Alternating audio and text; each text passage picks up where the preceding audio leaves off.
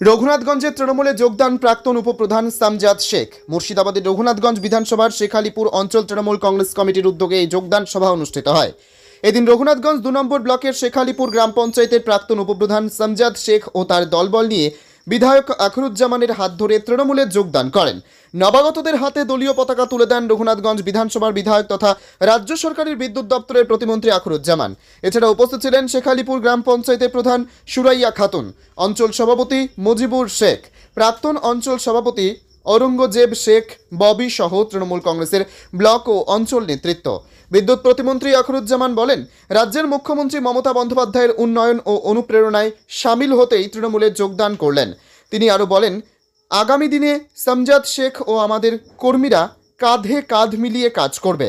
উল্লেখ্য, 2018 সাল থেকে 2021 পর্যন্ত সামজাদ শেখ শেখালিপুর গ্রাম পঞ্চায়েতের উপপ্রধান ছিলেন। তারপরেই তার সাথে দলের মত পার্থক্য হয়। মত পার্থক্যের জেরে তৃণমূল থেকে তাকে বহিষ্কার করা হয়। বহিষ্কার হতেই সিপিআইএমে যোগদান করেন তিনি। 2023 সালে পঞ্চায়েত নির্বাচনে সিপিআইএম তাকে প্রার্থী করেন, কিন্তু পঞ্চায়েত নির্বাচনে পরাজিত হয় সামজাদ শেখ। দীর্ঘ 2 বছর কাটিয়ে আবারও তৃণমূলে যোগদান করেন। যোগদান শেষে সামজাদ শেখ বলেন, মুখ্যমন্ত্রীর উন্নয়নে কর্মযজ্ঞে সামিল হতেই তৃণমূলে যোগদান করলাম। আনিকুল ইসলামের রিপোর্ট, এসটিভি নিউজ, সময়ের সাথে সত্যের সন্ধানে। আজ থেকে বিরোধী শূন্য হয়ে গেল। আজ থেকে আমাদের যৌথ নেতৃত্বে আমাদের অঞ্চল তৃণমূল কংগ্রেসের যা নেতৃত্ব আছে, মেজা আছে, ববি আছে, যেটাকে আমরা ঔরঙ্গজেব বলি, এবং ভিখু সহ যে টিমটা আমাদের কাজ করছে এখন, এরা আগামীকাল থেকে বুথে বুথে অনেক কর্মী সিপিএম কংগ্রেস থেকে যোগদান করলো। আমরা মঞ্চ থেকে নেতৃত্বকে যোগদান করলাম আপনাদের ছেলের পরে। আজকে আমাদের অঞ্চল সভাপতি মেজা এবং প্রাক্তন অঞ্চল সভাপতি এবং প্রধান ববি সহ তাদের যে অঞ্চলের টিম তৃণমূল কংগ্রেসের ভিখুর সঙ্গে এখনই আলোচনা করবে কোন কোন বুথ থেকে তারা যোগদান করবে। ভোটের তালিকায় আমরা স্তরে যারা তৃণমূল কংগ্রেস কর্মীদের সঙ্গে তাদের একটা একটা অ্যাডজাস্ট করে দিয়ে বুথ লেভেলে মমতা যে নির্দেশ দিয়েছেন ভোটার লিস্ট সংশোধনের কাজ আগামীকাল থেকে তারা ঝাঁপিয়ে পড়বে। এখানে বিজেপি জানে যেখানে কোনো তারা ভুল ফেলতে পারবে না, ভোটার লিস্টে কারচুপি করার চেষ্টা করছে। কালকে আমাদের জননেত্রী মমতা ব্যানার্জি প্রকাশ্য সভা থেকে সেটা জানিয়ে দিয়েছে। সেই কাজে আগামীকাল এখানে ঝাঁপিয়ে পড়বে এবং আমরা বিশ্বাস রাখি এই যে টিম, এই টিম আগামীকাল থেকে তৃণমূল কংগ্রেস শেখালিপুরে মজবুত হবে এবং আমার বিধানসভা একটা মডেল অঞ্চল হবে। বিধানসভা নির্বাচনের ফলাফলের নিরিখে আপনারা দেখেছেন যে গিরিয়া গ্রাম পঞ্চায়েতে 80% ভোট তৃণমূল কংগ্রেসের পক্ষে মানুষের রায় আসে।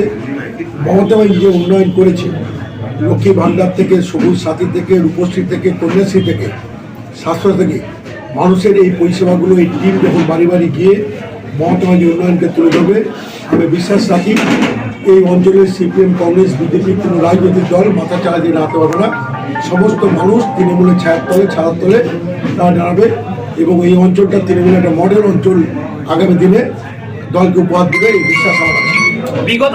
দেখুন, আজকে রাজনীতি যে জায়গায় মানে আগে পরে যে জায়গাটা হচ্ছে, উন্নয়নের সাথে আসতে গেলে উনি নিশ্চয় বুঝতে পেরেছেন যে উন্নয়ন করতে গেলে একটা রাজনৈতিক কর্মী হিসেবে যদি মানুষের পাশে উন্নয়নের দিশা নিয়ে যেতে না পারে তাহলে তার রাজনৈতিক কর্মীর কোনো জায়গা নেই।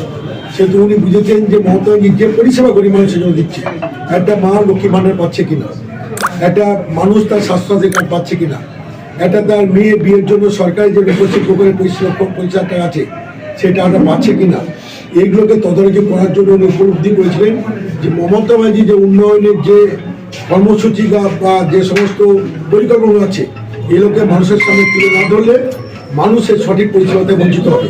তাই মানুষকে পরিষেবা দেওয়ার লক্ষ্যে ওনারা তৃণমূল কংগ্রেসে দেখুন আমাদের যোগদান পর্বে শক্তিশালী বলতে আজকে আমি চাই যে শেখালিপুর অঞ্চল, আমার অনেকগুলো অঞ্চল আছে যেখানে মানুষ আমাদের 180% মানুষের সমর্থন আমাদের কাছে রয়েছে।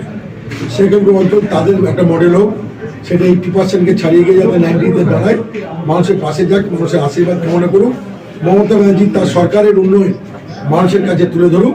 আমি বিশ্বাস রাখি এই যে টিম আগামীকাল থেকে শুরু করবে, আমাদের ববি, মেজা, ভিখু সহ যারা নেতৃত্ব আছে অঞ্চল তৃণমূলের, তাদের নেতৃত্বে আগামী দিনে শেখালিপুর অঞ্চল তৃণমূল আরও মজবুত শক্তিশালী হবে, বিরোধী বলে কিছু থাকবে না। যাই হোক, আমি মিটিংয়ে বসে গেছিলাম, তো আবার আমি তৃণমূলে ফিরে এলাম। কেন? যে মানুষের কাজ করতে হবে। কাজটা হলো উন্নয়ন। মানুষের পাশে না থাকলে মানুষ কিন্তু সাড়া দেবে না। আমি চাই মানুষের কাজ করার জন্য আমি আজকে তৃণমূলে জয়েন করলাম। মানুষের আপদ বিপদে যখন ডাকবে আমাকে পাশে পাবে।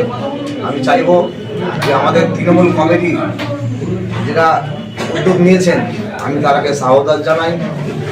আমাদের মন্ত্রী সাহেব আছেন, উনি একটা কথাই বললেন আমাকে যে সবাইকে নিয়ে চলতে হবে। আমার খুব ভালো লাগলো যে আগামীকাল থেকেই আমার টিম আর অঞ্চল সভাপতির টিম যদি যৌথভাবে কাজ করি, তাহলে এখানে বিরোধী শূন্য করে দেবো, এটা আশা রাখছি।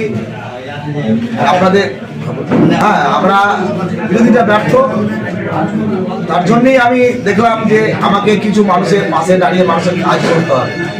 তার জন্যই আজকে আমি জয়েন করলাম। সামজাদ শেখ। আমাদের